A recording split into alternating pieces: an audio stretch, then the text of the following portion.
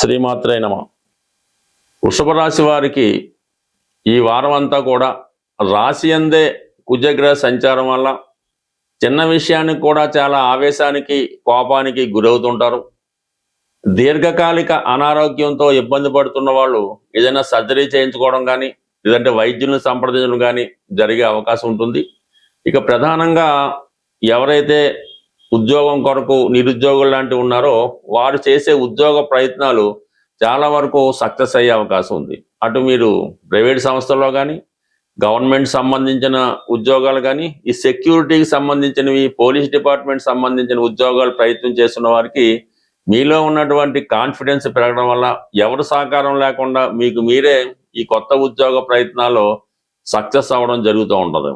ఇక ప్రధానంగా మీకు లాభస్థానంలో శని భగవానుడు సంచరించిన వరకు మీరు అన్ని విధాలు కూడా ఎట్టి పరిస్థితిలో కూడా ప్రతి విషయంలో కూడా లేట్ అయినప్పుడు కూడా అనుకున్న కార్యక్రమం అన్నది 100% నెరవేరడం జరుగుతుంటది.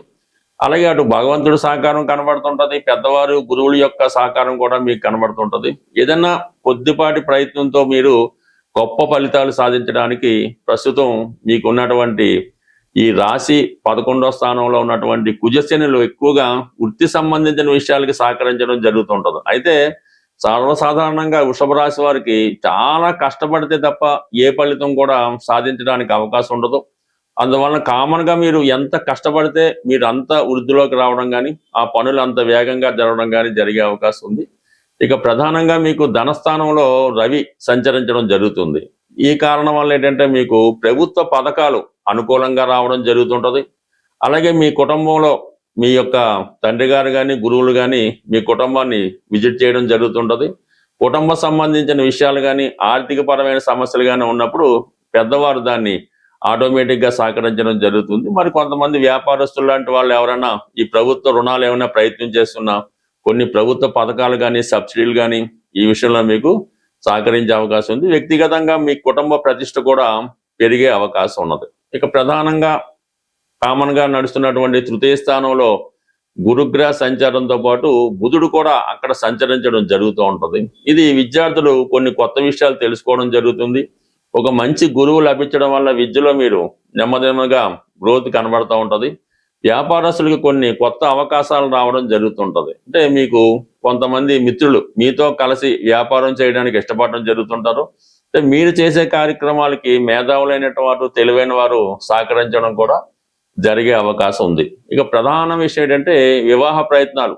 ఎవరైతే వివాహ ప్రయత్నాలు చేస్తున్నారో వారికి 100% ఈ సమయంలో వివాహ ప్రయత్నాలు ఫలించే అవకాశం ఉంది. ఎందుకంటే ఈ గురువు మీకు సప్తమ స్థానాన్ని వీక్షించడం, సప్తమాధిపతి కుజుడు రాశి అందు సంచరించడం ఇవన్నీ కూడా మీకు వివాహ విషయంలో మీరు చేసే ప్రయత్నం ప్రకారం మీరు కోరుకునే విధంగా ఈ సమయంలో వివాహ సంబంధం లాంటిది నిశ్చయం అయ్యే అవకాశం ఉన్నది. ఇక ప్రధానంగా చతుర్థ స్థాన సంచారంలో శుక్రుడు రాశ్యాధిపతి షష్టాధిపతి అయినటువంటి శుక్రుడు చతుర్థ స్థాన సంచారం వల్ల తల్లిగారితో విభేదాలు కానీ తల్లిగారికి అనారోగ్యం కానీ కలిగే అవకాశం ఉంది. వ్యక్తిగతంగా ఈ రాశిలో వృషభ రాశిలో ఎవరైతే స్త్రీలు ఉన్నారో వారికి కొంతవరకు ఆర్థిక పరమైన సమస్యలు ఏర్పడతాయి. వారి యొక్క భర్త గారితో కానీ బంధువులతో కానీ అత్తగారితో కానీ విభేదాలు లాంటివి రావడం జరుగుతుంటది.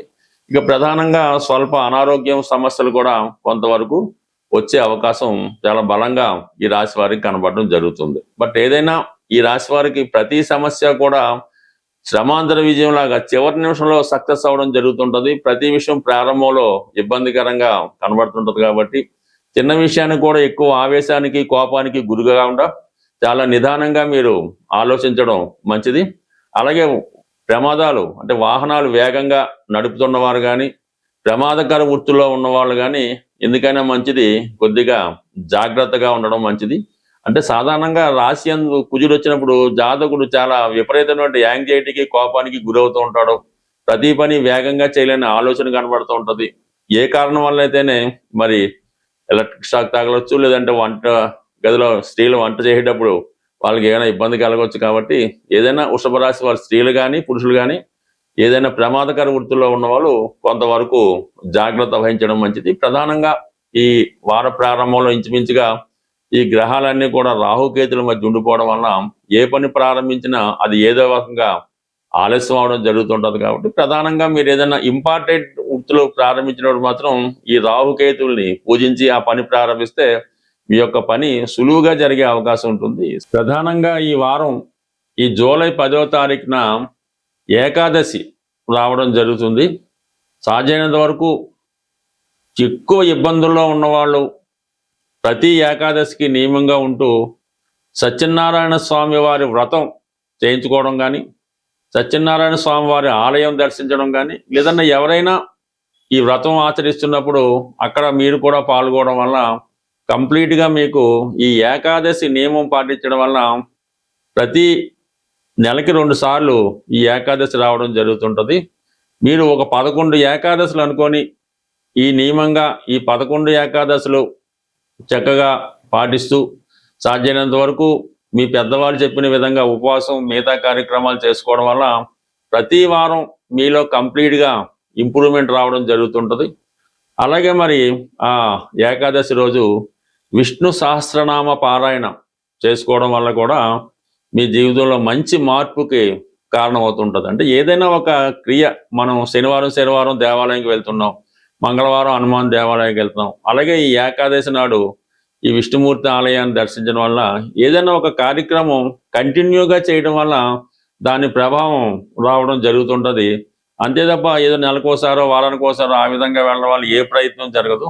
ఏదైనా మనం స్వామి అయ్యప్ప దగ్గరికి వెళ్ళినప్పుడు ఒక 41 రోజులు దీక్ష తీసుకుంటాం. అలాగే మీరు ఒక 11 ఏకాదశులు ముందు అనుకోండి, దాని ప్రభావం మీకు 100% కనబడుతుంది. దాని తర్వాత మీరు జీవితాంతం కంటిన్యూ చేసుకోవడం వల్ల మీ జీవితంలో గొప్ప మార్పు, గొప్ప అభివృద్ధి మీకు మీ జీవితంలో తప్పకుండా రావడం జరుగుతుంటుంది. అలాగే కంపల్సరీగా ఏకాదశితో పాటు ఆదివారం అన్నది చాలా ఇంపార్టెంట్. ఎట్టి పరిస్థితుల్లో కూడా అది ఈ పండగ రాని రాకపోనివ్వండి, ఆదివారం రోజు మాత్రం కంప్లీట్గా ప్రతి ఒక్కరూ మన హిందూ ధర్మం ప్రకారం నియమంగా ఉంటూ సూర్యుని యొక్క ఆరాధన చేసుకోవడం వల్ల, పెద్దవారిని గౌరవించడం వల్ల కంప్లీట్గా మీకు ఏ దేవాలయానికి వెళ్ళక్కర్లేదు, మీరు ఎక్కడికి వెళ్ళక్కర్లేదు. కేవలం ఆదివారాలు చేయడం వల్ల, కేవలం ఒక 7 ఆదివారాలు కంప్లీట్గా చేసుకుంటే ఆటోమేటిక్గా దానికి అదే అలవాటు అవుతుంది. ప్రతి వారం మీలో ఇంప్రూవ్మెంట్ కనబడుతుంది. ప్రధానంగా ఈ వారం ఈ జూలై 10వ తారీఖున ఏకాదశి రావడం జరుగుతుంది. సాధ్యమైనంత వరకు ఎక్కువ ఇబ్బందుల్లో ఉన్నవాళ్ళు ప్రతి ఏకాదశికి నియమంగా ఉంటూ సత్యనారాయణ స్వామి వారి వ్రతం చేయించుకోవడం కానీ, సత్యనారాయణ స్వామి వారి ఆలయం దర్శించడం కానీ, లేదన్నా ఎవరైనా ఈ వ్రతం ఆచరిస్తున్నప్పుడు అక్కడ మీరు కూడా పాల్గొనడం వల్ల కంప్లీట్గా మీకు ఈ ఏకాదశి నియమం పాటించడం వల్ల ప్రతి నెలకి 2 సార్లు ఈ ఏకాదశి రావడం జరుగుతుంటుంది. మీరు ఒక 11 ఏకాదశులు అనుకొని ఈ నియమంగా ఈ 11 ఏకాదశులు చక్కగా పాటిస్తూ సాధ్యమైనంత వరకు మీ పెద్దవాళ్ళు చెప్పిన విధంగా ఉపవాసం మిగతా కార్యక్రమాలు చేసుకోవడం వల్ల ప్రతి వారం మీలో కంప్లీట్గా ఇంప్రూవ్మెంట్ రావడం జరుగుతుంటుంది.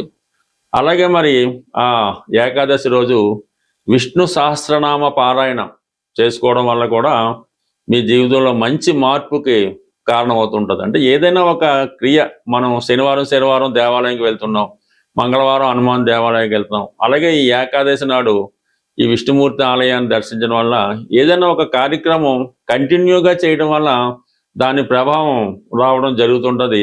అంతే తప్ప ఏదో నెలకోసారో వారానికోసారో ఆ విధంగా వెళ్ళడం వల్ల ఏ ప్రయత్నం జరగదు. ఏదైనా మనం స్వామి అయ్యప్ప దగ్గరికి వెళ్ళినప్పుడు ఒక 41 రోజులు దీక్ష తీసుకుంటాం. అలాగే మీరు ఒక 11 ఏకాదశులు ముందు అనుకోండి, దాని ప్రభావం మీకు 100% కనబడుతుంది. దాని తర్వాత మీరు జీవితాంతం కంటిన్యూ చేసుకోవడం వల్ల మీ జీవితంలో గొప్ప మార్పు, గొప్ప అభివృద్ధి మీకు మీ జీవితంలో తప్పకుండా రావడం జరుగుతుంటుంది. అలాగే కంపల్సరీగా ఏకాదశితో పాటు ఆదివారం అన్నది చాలా ఇంపార్టెంట్. ఎట్టి పరిస్థితుల్లో కూడా అది ఈ పండగ రాని రాకపోనివ్వండి, ఆదివారం రోజు మాత్రం కంప్లీట్గా ప్రతి ఒక్కరూ మన హిందూ ధర్మం ప్రకారం నియమంగా ఉంటూ సూర్యుని యొక్క ఆరాధన చేసుకోవడం వల్ల, పెద్దవారిని గౌరవించడం వల్ల కంప్లీట్గా మీకు ఏ దేవాలయానికి వెళ్ళక్కర్లేదు, మీరు ఎక్కడికి వెళ్ళక్కర్లేదు. కేవలం ఆదివారాలు చేయడం వల్ల, కేవలం ఒక 7 ఆదివారాలు కంప్లీట్గా చేసుకుంటే ఆటోమేటిక్గా దానికి అదే అలవాటు అవుతుంది. ప్రతి వారం మీలో ఇంప్రూవ్మెంట్ కనబడుతుంది.